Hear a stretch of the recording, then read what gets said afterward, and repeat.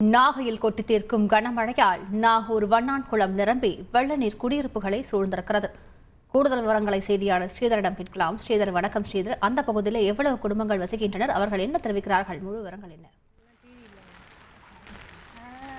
தென்கிழக்கு வங்கக்கடலில் உருவான இந்த காற்றழுத்த தாழ்வு மண்டலம் வேகமாக தமிழகத்தை நோக்கி நகர்ந்து வருவதன் காரணமாக இந்த தரை காற்றை கடல் காற்று இழுத்து வருகிறது. இதன் காரணமாக நாகையில் அதீத கனமழை பெய்து கொண்டிருக்கிறது. குறிப்பாக நாகை மாவட்டம் நாகூரில் அதிகமான மழை பொழிவு ஏற்பட்டிருக்கிறது.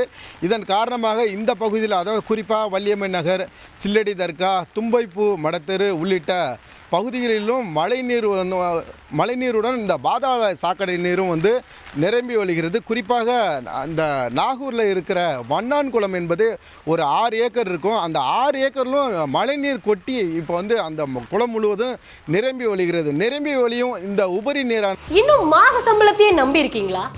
மாச சம்பளத்தையும் தாண்டி கூடுதல் வருமானம் எப்படி சம்பாதிக்கிறதுன்றதை நாங்க சொல்லிக் கொடுக்குறோம். ஃப்ரீடம் ஆப்பை டவுன்லோட் பண்ணுங்க.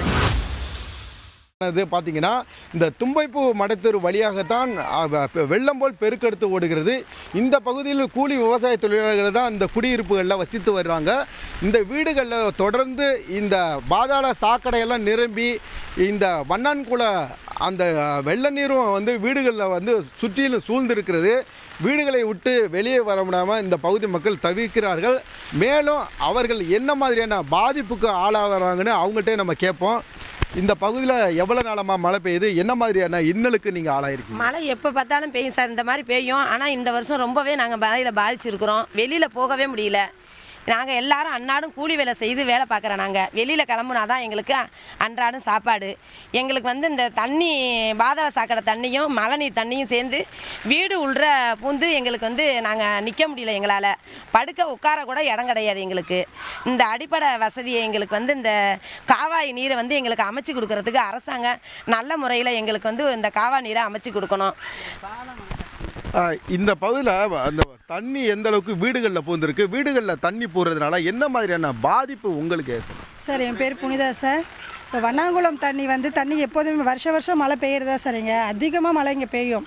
ஆனால் அந்த எல்லா தண்ணியுமே வண்ணாங்குளம் வழியாக நிறைஞ்சி இந்த பக்கம் இதில் என்னன்னா சாக்கடை தண்ணி சேர்ந்து தண்ணியில் எல்லாம் கலந்து வருது. இல்லை பிள்ளை குட்டிங்க, சின்ன பிள்ளைங்க எல்லாருமே இதில் தான் நாங்கள் நடக்கிறோம். இதில் தான் போகிறோன்னா வேறு வழி இல்லை. இது என்னென்னா வருஷம் இப்படி தான் பெய்யுது மழை. ஆனால் அந்த மழையை அந்த தண்ணி ஓடாமல், தண்ணி தேங்கி நிற்காமல் எங்களுக்கு அதை இந்த வருஷம் விட்டுடுங்க. அடுத்த வருஷத்துலேருந்து எங்களுக்கு இந்த மாதிரி ஒரு பிரச்சனை இல்லாமல் அதை சரி பண்ணி கொடுக்க சொல்லி நாங்கள் சொல்கிறோம். குழந்தைகளுக்கு ஏதாவது பாதிப்பு ஏற்படுற அளவுக்கு இந்த இது இருக்கா? கண்டிப்பாக சார். எங்கள் வீட்டில் பசங்க எல்லாமே இங்கே 1 மாத குழந்தையிலேருந்து 2 வயசு பிள்ளை, 5 வயசு பிள்ளை, 10 வயசு பிள்ளை வரைக்கும் எங்கள் நிறைய பிள்ளைங்க. எல்லார் வீட்லேயும் குழந்தைங்க இல்லாத வீடு எதுவுமே கிடையாது. எல்லார் வீட்லேயும் பிள்ளைங்க இருக்குது. எல்லாமே இப்போ வெளியில் இதில் என்னன்னா மெயினாக சாக்கடை தண்ணியோடு சேர்ந்து இந்த பூச்சி, பள்ளி, பூரம் இது மாதிரிலாம் வீட்டுக்குள்ளே வருது.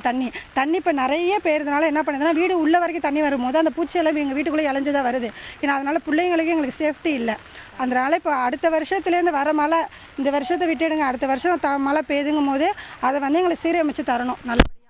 குறிப்பாக இந்த பகுதியில் இந்த பாதாள சாக்கடையுடன் இந்த கழிவு நீரும் உள்ளே வருவதை அறிந்து நாகை நகர்மன்ற தலைவர் மாரிமுத்து இந்த பகுதிக்கு பார்வையிட்டு உடனடியாக இந்த தண்ணீரை இந்த கால்வாய் மூலம் சரிப்படுத்துவதற்கான பணியை மேற்கொண்டிருக்கிறார்.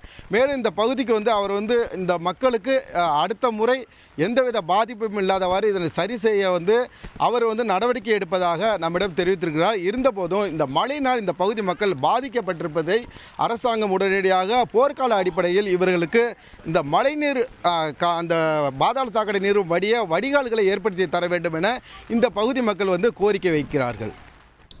முழு விவரங்களுக்கு நன்றி ஸ்ரீதர்.